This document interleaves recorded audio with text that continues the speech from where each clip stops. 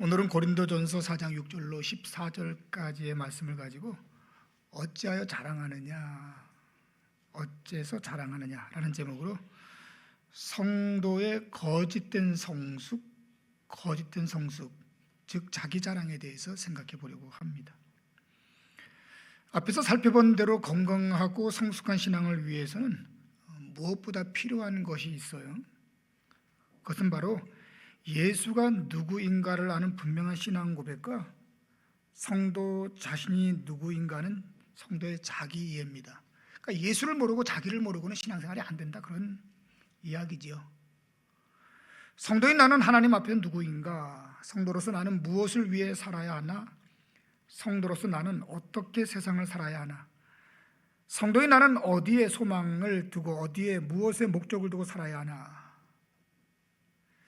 이런 것을 모르면 성도는 세상에서 표류하게 되고 결국 영적 생태계에 아주 나쁜 영향을 미치게 되는데, 그 하나의 실례가 바로 고린도 교회였던 겁니다. 오늘 본문 돌아가 6절 말씀 같이 한번 읽어봅니다. 6절입니다. 형제들아, 내가 너희를 위하여 이 일에 나와 아볼로를 들어서 본을 보였으니 이는 너희로 하여금 기록된 말씀 밖으로 넘어가지 말라 한 것을 우리에게서 배워 서로 대적하여 교만한 마음을 가지지 말게 하려 함이라. 형제들아, 내가 너희를 위하여 이 일에 나와 아볼로를 들어서 본을 보였으니, 이 말은 앞에서 언급한 고린도전서 1장 12절과 다음 3장 4절과 5절을 염두하고서 한 말씀이죠. 제가 고린도전서 3장 4절 5절을 읽습니다. 어떤 이는 말하되 나는 바울에게라고, 다른 이는 나는 아볼로에게라 하니 너희가 육에 속한 사람이 아니리요. 그런즉 아볼로는 무엇이며 바울은 무엇이냐? 그들은 주께서 각각 주신 대로 너희로 하여금 믿게 한 사역자들이니라. 여러분이 잘 아시는 대로 바울은 고린도 교회를 개척한 개척자이고요, 아볼로는 바울에 이어 고린도 교회를 맡아 사역했던 바울의 후임자였습니다. 그런데 이런 자신과 아볼로를 예를 들었던 이유는 기록된 말씀 밖으로 넘어가지 말라고, 달리 말하면 고린도 교회는 말씀 안에 있지 못하고 자꾸 말씀 밖으로 나갔다고요. 그러면 그 구체적인 내용이 어떤 내용이었는가? 방금 읽은 6절 하반절 말씀이죠. 서로 대적하고 교만한 마음을 가졌다는 것입니다. 서로 자꾸 싸워요. 그리고 교만합니다. 우리가 아는 것처럼 고린도 교회는 많은 은혜와 축복을 받은 교회였지요. 훌륭한 스승, 양적인 부흥, 다양한 은사, 물질적 풍요. 그러나 이 모든 것은 그 목적인 하나님께 영광, 이웃에게 덕, 믿음의 진보로 이어지지 못하고, 부흥은 세속주의로, 형통은 물량주의로, 은사는 신비주의로, 성공은 권위주의로 흘러서 그저 자기 자랑과 방종, 서로 간의 경쟁과 갈등으로 이어지고 있었고요. 이와 같은 사실을 일깨워 주기 위해서 사도 바울은 바울 자신과 아볼로를 예를 들었다, 지금 그 얘기를 하고 있는 겁니다. 그러면 그 구체적인 내용이 어떤 내용이었을까요? 본문 7절 말씀 같이 읽어봅니다. 누가 너를 남달리 구별하였느냐? 내게 있는 것 중에 받지 아니하는 것이 무엇이냐? 내가 받았은즉 어찌하여 받지 아니한 것 같이 자랑하느냐? 누가 너를 남달리 구별하였느냐? 너는 너가 정말 다른 사람과 다르다고, 다른 사람보다 특별하다 생각하느냐? 묻는 거죠. 그렇다면 너를 그렇게 특별하게, 너를 너되게 한 것이 누구라고 생각하냐라고 질문하는 겁니다. 물론 그 대답은 하나님이겠지요. 그러면 하나님은 왜 너를 너되게, 그리고 더 나아가서 너가 가진 그 모든 것, 그 어느 것도 하나님의 은혜가 아닌 것이 없는데 왜 하나님은 너에게 그 은혜를 베풀었다고 생각하느냐라고 묻고 있는 거예요. 왜일까요? 이참에 한번 여러분 물어보십시다. 너무 뻔한 얘기죠. 여러분 세상에 처음 올 때 가져온 것 있나요? 없죠. 언젠가는 세상 떠나겠죠, 그죠? 가져가는 거 있나요? 당연히 없죠. 근데 지금 참 많은 걸 갖고 있죠. 물론 다른 사람과 비교해 갖고 뭔가 열등감과 부족감을 느끼는 사람도 있지만 그래도 참 많은 게 있죠.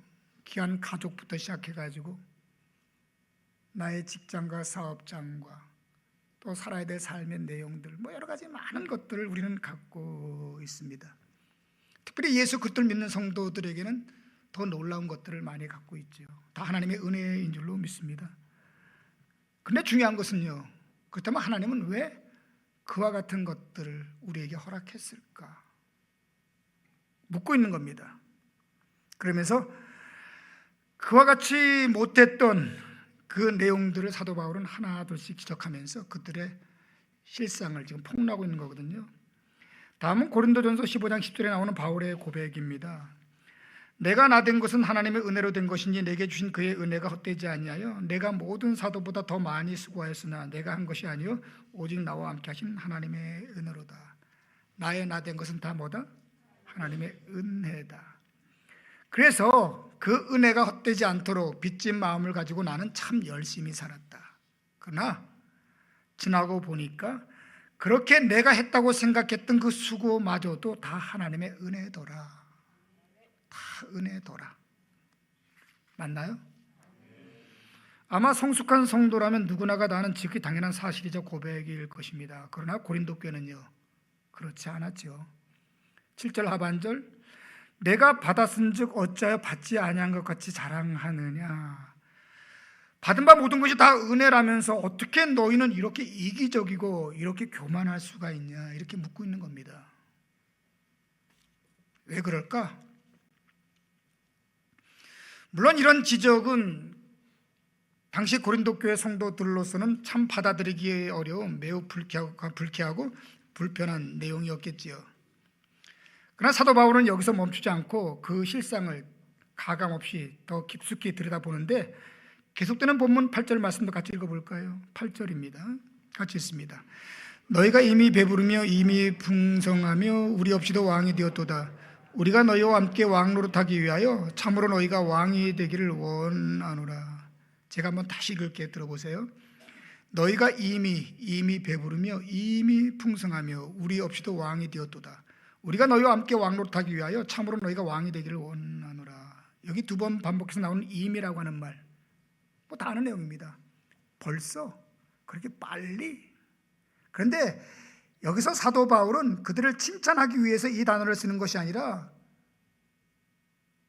그들의 잘못됨을 비꼬아서 하는 말이에요.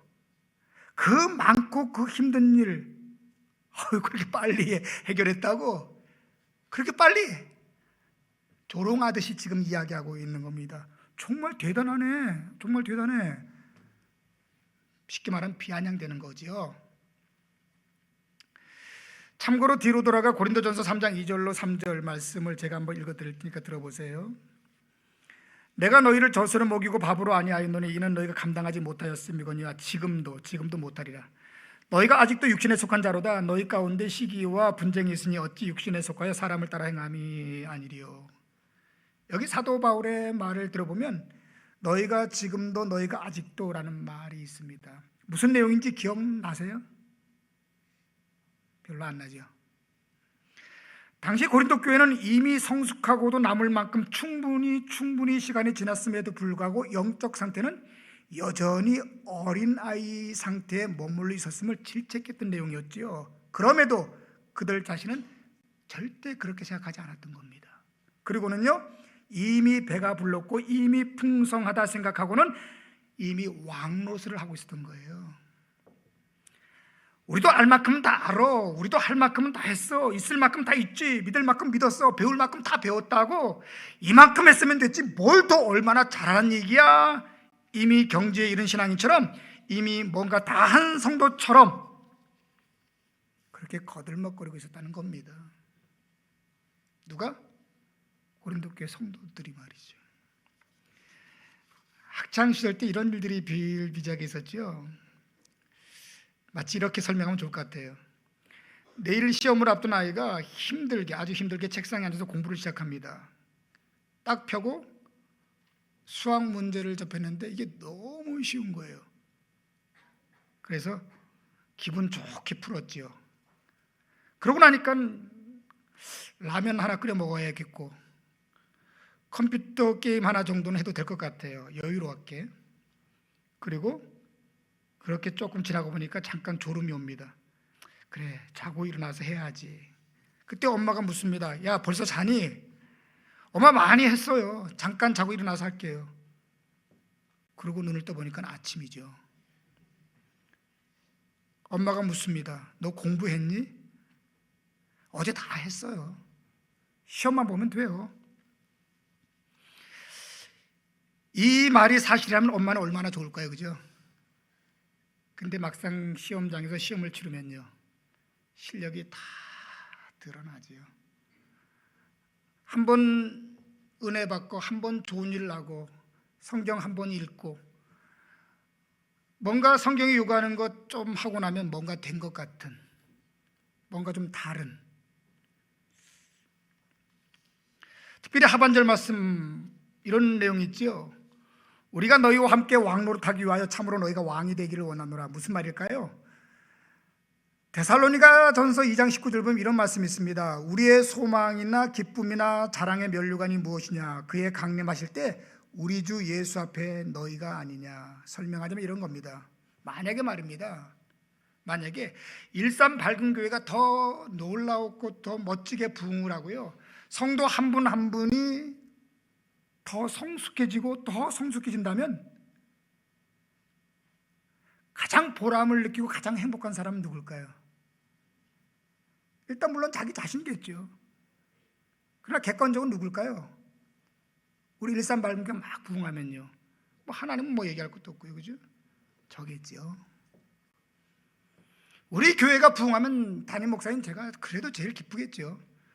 그리고 성도 한 분 한 분이 신앙생활을 잘하면 제가 많이 행복하겠죠. 여러분도 마찬가지 아닙니까?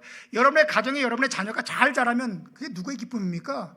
본인은 말할 것도 없고 부모의 기쁨이고 부모의 행복이고 부모의 보람이겠죠. 그리고 언젠가 하나님 앞에 서는 날 우리 일산 밝은 교회가 저에게는 뭐가? 자랑이 되겠죠. 이런 면에서 고린도 교회의 부흥과 성숙은 그 누구보다 바울이 바라는 바였다라고 바울은 얘기합니다. 왕노릇, 그거 내가 원하는 거야. 그 성숙함 내가 원하는 거야. 자랑, 그거 내가 원하는 거야. 은사, 축복 내가 원하는 거야. 그런데 지금 그건 성숙 아니야.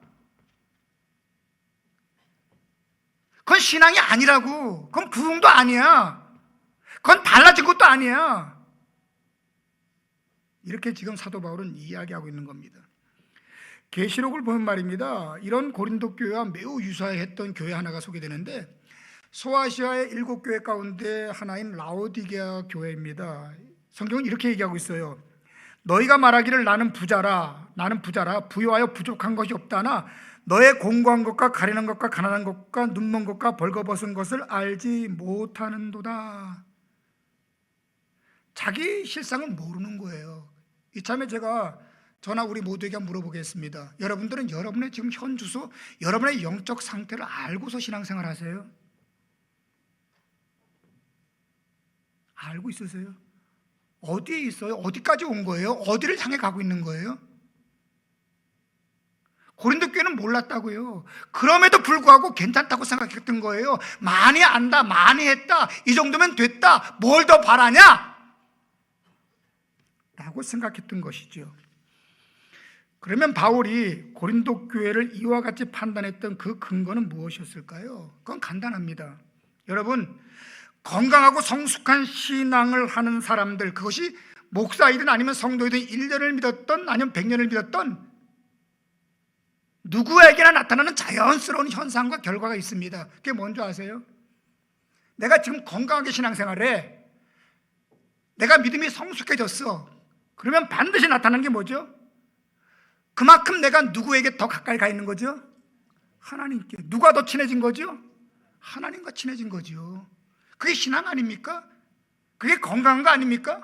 그게 믿음 성숙한 거 아닙니까? 그러면 내가 하나님과 가까워지고 하나님과 친밀해지면 어떤 현상이 나타날까요? 마치 이런 거죠.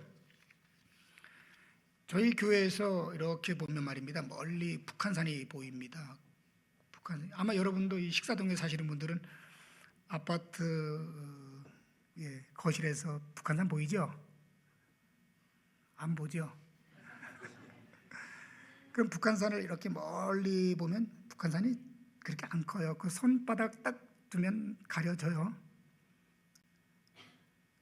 뭐가 더 크게 느껴지죠?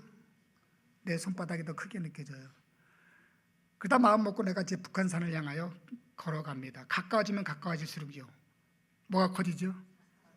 그렇죠. 북한산이 커지고요. 나는요, 더 가까이 가면 나는 더 작아지고 북한산은 더 커지죠.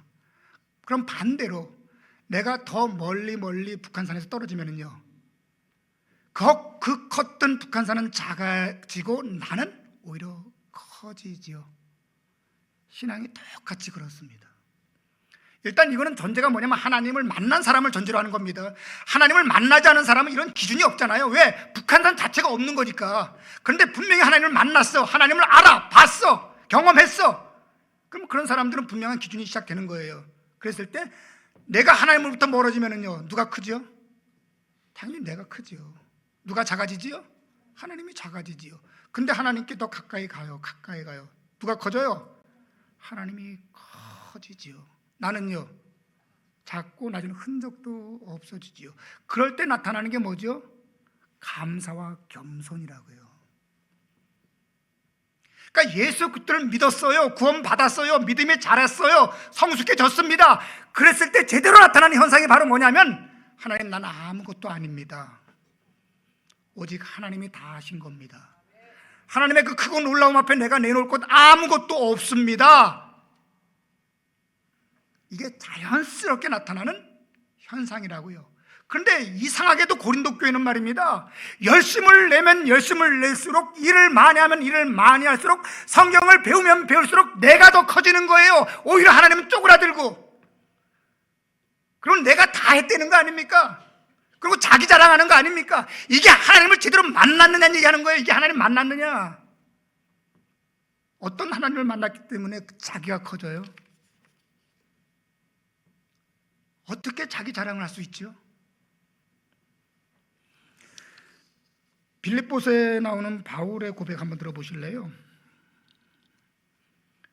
3장 12절로 14절입니다. 내가 이미 얻었다함도 아니요 온전히 이루었다함도 아니라 오직 내가 그리스도 예수께 잡힌 바 된 그것을 잡으려고 지금도 달려가노라. 형제들아, 나는 아직 내가 잡은 줄로 여기지 아니하고 오직 한 일, 즉 뒤에 있는 것을 잊어버리고 앞에 있는 것을 잡으려고 표대를 향하여 그리스도 예수 안에서 하나님이 위에서 부르신 부름의 상을 위하여 달려가노라. 바울은 아직도 자신을 모르겠다는 거예요. 더 배워야 된다는 거예요. 아직도 해야 할 일이 많다는 거예요. 자기가 한 게 별로 없다는 거예요. 아직도 갈 길이 멀다는 거예요. 별로 온 게 멀지 많이 오지 않았다는 거예요. 그래서 지금도 여전히 달려야 하고, 지금도 더 배워야 되고, 지금도 더 기도해야 되고, 지금도 더 하나님을 향하여 더 열심을 내야 된다. 지금 바울은 이 얘기를 하고 있는 거거든요. 왜일까요? 정말 바울 신앙 되게 못해서 그런가요? 지금까지 신앙 헛신앙해서 그런 거예요? 제대로 하나님을 만난 겁니다. 무슨 말인가 하면, 여러분 하나님 은혜 알지요? 당연히 알지요. 십자가의 사랑 알지요? 당연히 알지요. 그런데 그 하나님의 사랑의 그 크기를 아세요? 하나님의 그 은혜의 크기를 아냐고요. 하나님의 그 영혼의 그 신비의 그 놀라움을 아냔 말이에요. 우리가 뭘 알아요? 뭘 압니까? 하나님을 알면 알수록 모르잖아요. 더 하나님의 일을 하면 할수록 내가 부족하잖아요. 연약하잖아요. 하나님의 은혜와 도우심 없이는 아무것도 할 수가 없잖아요, 지금. 그런데 어떻게 이런 신앙이 가능했을까? 사도 바울은 고린도 교회를 향해 되묻고 있는 거거든요. 근데 의외로 이런 모습으로 신앙하는 사람들이 교회 안에 많다는 게 문제예요. 많다는 것. 빌립보서에 바울의 고백이 있고서 또 얼마의 시간이 지났을까요? 바울이 디모데 전서를 기록할 때의 고백입니다. 역시 들어보세요. 디모데 전서 1장 15절입니다. 미쁘다 모든 사람이 받을 만한 이 말이여, 그리스도 예수께서 죄인을 구원하시려고 세상에 임하셨다 하였도다. 죄인 중에 내가 괴순이라. 뭐는 더 커졌지요? 예수님의 십자가. 뭐는 더 작아졌지요? 나 자신은. 십자가는 더 큰 은혜로 다가오고 나는 더 큰 죄인으로 다가오는 거예요. 왜? 모든 게 희미하고 어두웠을 땐 내 모습도 몰랐어. 그런데 빛 앞에 내가 딱 서는 순간 그 비춰진 내 모습은 너무 아닌 거예요. 이런 나를 하나님이 구원하셨구나. 이런 나를 지금까지 하나님이 참아주셨구나. 이런 나를 하나님이 지금까지 쓰셨구나. 다 하나님의 은혜였구나. 맞나요? 제가 그래도 목회를 한 지 이제 40년이 다 됩니다. 많은 사람을 만났어요. 많은 동역자도 만났고 또 많은 신앙인들도 만났고 그래요.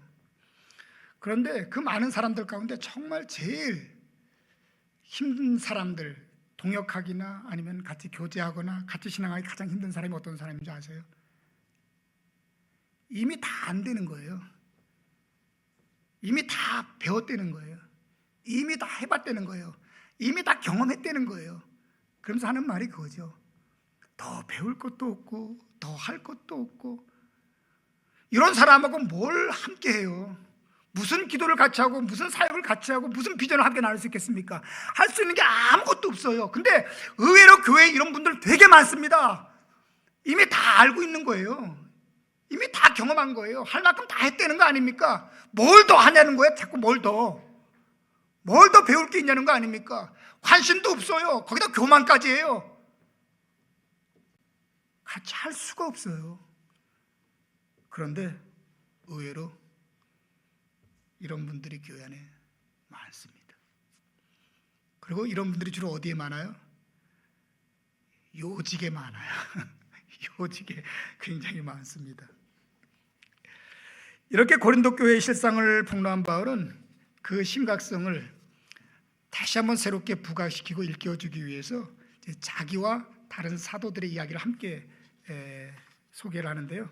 우리 9절 말씀 읽어볼까요? 9절입니다. 시작.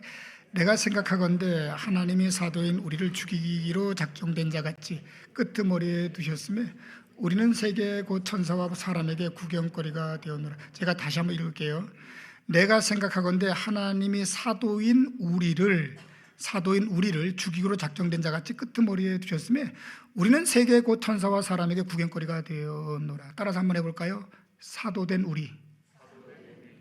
바울은 이런 고린도 교회와는 달리 사도들, 그래도 신앙생활을 제대로 사역을 제대로 하고 있는 자기를 비롯한 사도들, 그들이 겪고 있던 현실적 고초를 은유적으로 소개를 하고 있는 거거든요. 설명하자면 이런 겁니다. 로마에는 많은 귀족이 있었죠. 그들을 위해서는 더 넓은 영토와 더 많은 노예가 필요했습니다. 따라서 로마는요, 늘 전쟁을 해야 했고 이를 독려하기 위해 승리하고 돌아온 장군과 병사들은 군중들 앞에서 개선 행진을 하도록 했습니다. 행렬이 시작될 때에 그 행렬의 맨 앞에는 누가 있죠? 당연히 승리로 이끈 장군부터 계급과 공로에 따라 차례대로 순서가 정해집니다. 그러면 여기 본문에 나온 우리를 죽이기로 작정된 자 같이 끄트머리에 두셨다라고 하는 이 끄트머리는 누가 있는 자리일까요? 보통은 개선 행렬 상태에서 누가? 포로들이겠죠. 그렇죠? 포로들일 겁니다. 그리고 그 포로들은요, 노예가 되거나 아니면 사형에 처해질 운명이 있는 사람들이죠. 그러니까 그 끄트머리는 당연히 수치와 조롱, 모욕의 자리였는데 하나님을 위해서 사도들을 그와 같은 자리에 내던져 놓았다는 겁니다. 이게 당시 사도들의 현실이었다는 거예요. 맞나요? 거기에 이어서 나오는 9절 하반절 내용, 우리는 세계 곧 천사와 사람에게 구경거리가 되었다. 그렇게 잡혀온 죄수들은 많은 사람이 지켜보는 원형 경기장에 끌려나가 짐승들과 혹은 같은 죄수들과 싸워야 했지요. 최근에 나왔던 영화 그 글래디에이터 같은 데 보면 그런 장면이 잘 묘사되고 있잖아요. 검투사끼리 막 싸우고 짐승들과 싸우고, 바로 그와 같은 존재로서 사람들의 구경거리가 되었다. 뭘 말하고 있는 거예요 지금 바울은요? 바울은 사도로서 자신들이 처한 현실과 상황을 전쟁에서 붙잡혀온 포로와 원형 경기장에 끌려 나온 희생 제물에 지금 비유하고 있는 거예요. 뭘 말하고 싶어서요? 예수 그리스도가 그랬던 것처럼 오늘도 예수를 믿는 많은 사람들이 선교지에서 목회 현장에서 삶의 자리에서 이와 같은 마음의 각오와 헌신을 가지고 일하는데 어떻게 같은 하나님을 믿으면서 이렇게 너희와 다를 수가 있니? 너희가 믿는 예수와 내가 믿는 예수가 다른 거니?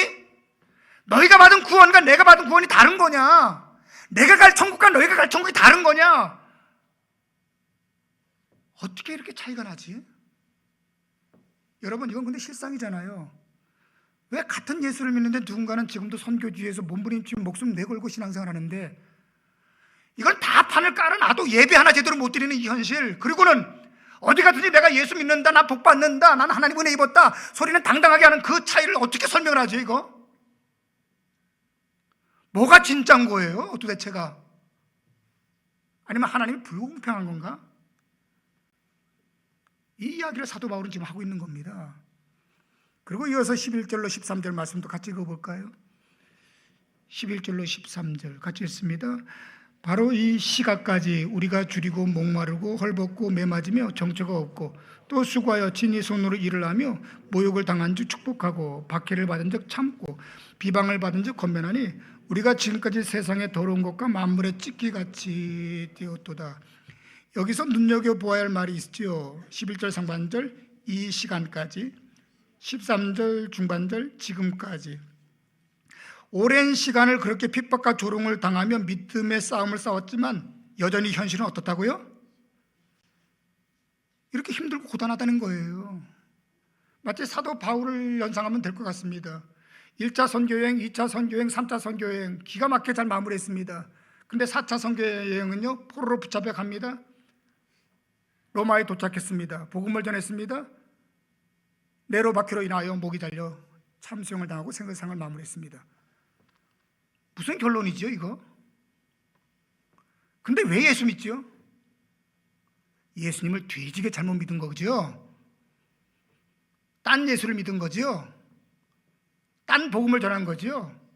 하나님의 뜻대로 안 산 거죠. 그래서 그런 결과가 나타난 거죠. 13절 하반절에 나오는 세상에 더러운 것은 청소를 하면 모여진 먼지나 쓰레기를 말하고요. 또 이어서 나오는 만물의 찌꺼기는요 사람의 몸이나 물건에서 벗겨낸 때를 가리키는 말입니다. 때.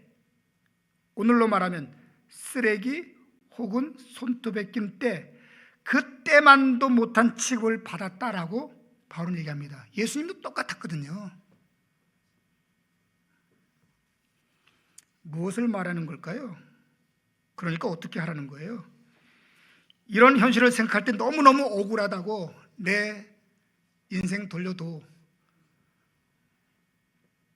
원망하는 겁니까? 오늘 본문 10절 말씀으로 뒤로 돌아가 봅니다. 10절입니다.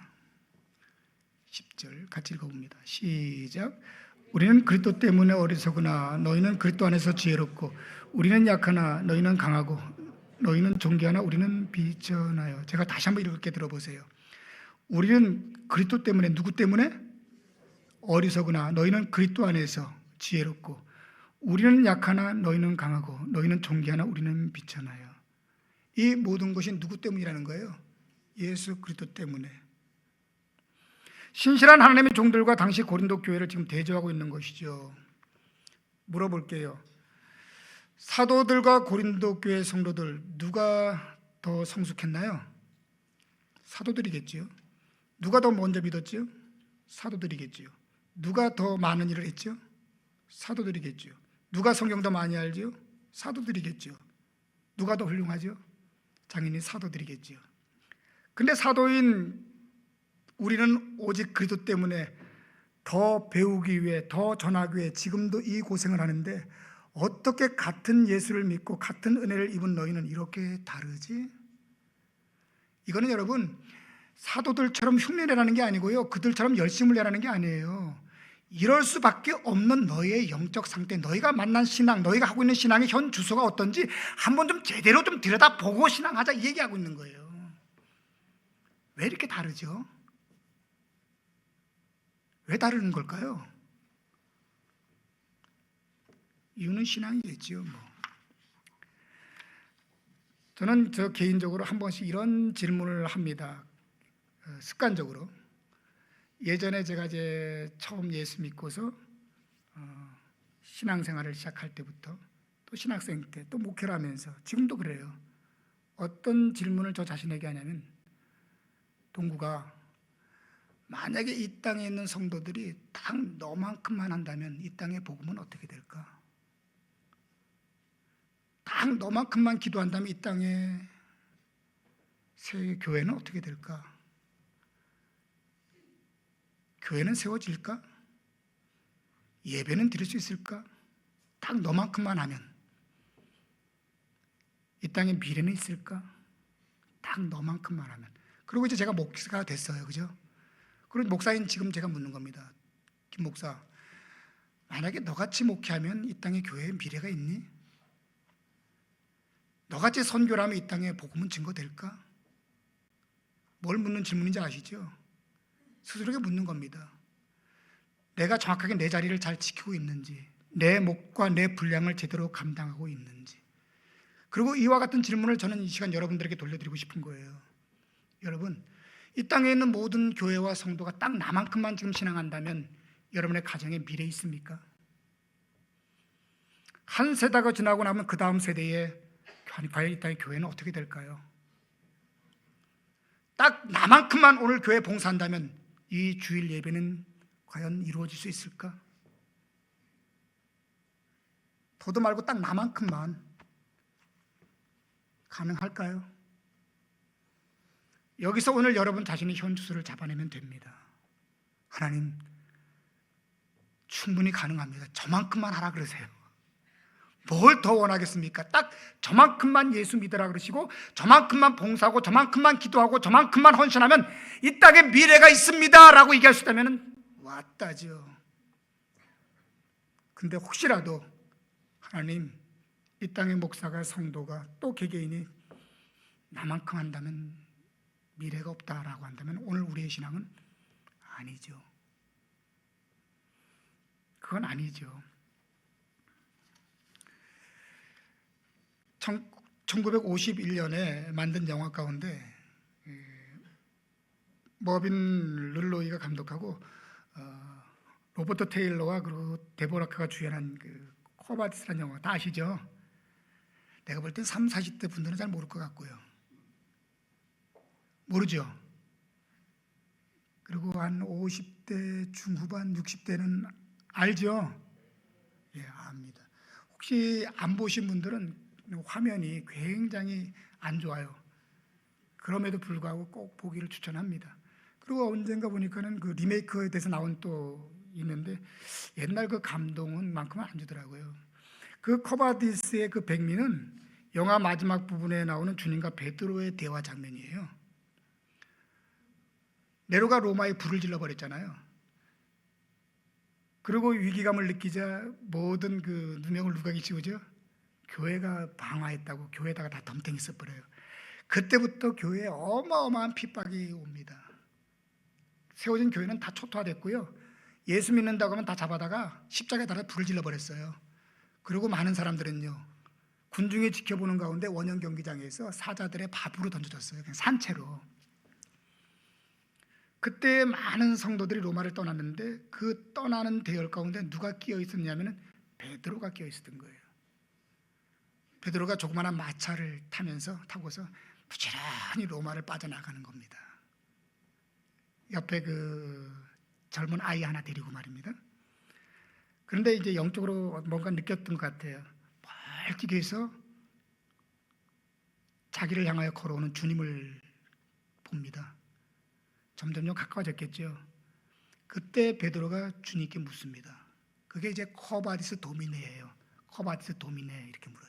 주여, 어디로 가시나이까? 그때 주님 하시던 말씀 기억나죠? 나는 네가 버리고 온 로마를 향해 들어간다. 나는 네가 버리고 온 로마를 향해 간다. 이렇게 얘기를 하시거든요. 그때 충격을 먹은 베드로가 마차를 돌리죠. 그리고 로마로 들어가고, 그리고 화형과 더불어 사자의 밥이 되고 있는 군중들 앞에 서면서 예수 그때 복음을 선포합니다. 붙잡혔겠지요. 그리고 거꾸로 십자가에 달려 죽는 그게 이제 코바디스에 나온 내용이거든요. 그리고 어쩌면 말입니다. 어쩌면 바울이 당시 고린도 교회와 오늘 우리 교회에 던지고자 하는 메시지가 바로 이겁니다. 나는 로마 믿음의 자리를 향해 가고 있는데 너는 지금 어디로 가고 있느냐? 우리 교회에게 묻는 질문이에요, 여러분. 여러분 어디로 가고 있는 겁니까? 어디에 있는 겁니까 도대체? 오늘 한국교회가 뭐 거창하게 한국교회까지 얘기할 거 있습니까? 오늘 지금 우리 예수 믿는 사람들, 십자가의 은혜를 얘기하고 영생을 얘기하는 우리들 도대체 어디 있는 거죠? 이미 받을 은혜 다 받은 거예요? 이미 배울 만큼 다 배웠어요? 맡은 바 사명 감당할 만큼 이미 감당한 거예요? 더 이상 고민할 것도 없고 배울 것도 없고 신경 쓸 없는 겁니까? 예, 우리 마지막 말씀 14절 읽고 마무리하십시다. 14절입니다. 같이 했습니다. 내가 너희를 부끄럽게 하려고 이것을 쓰는 것이 아니라 오직 너희를 내 사랑하는 자녀같이 권하려 하는 것이라. 내가 너희를 부끄럽게 하려고 이것을 쓰는 것이 아니라. 그러나 저는 저 자신에게나 여러분들에게 동일하게 말하고 싶습니다. 여러분, 부끄러움을 아셔야 됩니다. 부끄럽게 하려고 쓰는 건 아니지만 최소한 부끄러움은 아셔야 됩니다. 최소한 예수 믿으면 믿음의 염치는 있어야 됩니다. 부끄러움을 모르면 사람이 천박해지거든요. 가벼워지거든요.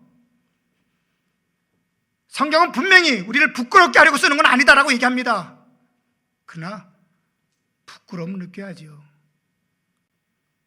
그리고 그 속에서 그러면 굳이 왜 하나님이 우리에게 이와 같은 말씀을 주셨는지 그 하나님의 사랑을 깨달아는 우리 모두가 되기를 진심으로 축원합니다.